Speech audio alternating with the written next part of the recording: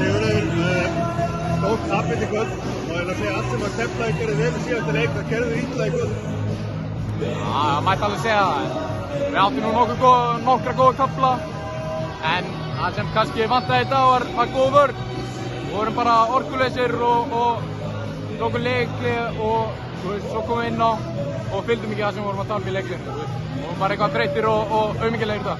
Já, við vorum alltaf ekkert eitthvað rosalega langt á eftir þeim í hálfleik og svo var skotendingin eitthvað 26% í fyrri hálfleik og móti 47 hjá Grindavík. Þetta er ekkert alveg vonlaust. Nei, við erum bara að setja skotum á gróni og stíga út og berjast.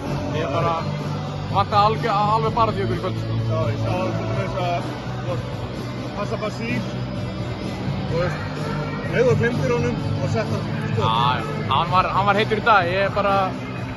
Ég vildi bara vera alveg í smettinu á honum til þess að, ég var alveg í smettinu á honum og hann sett hann satt skotni. En ég veit ekki, við erum bara að vera betri í næst. Þú gerir vel. Já, takk.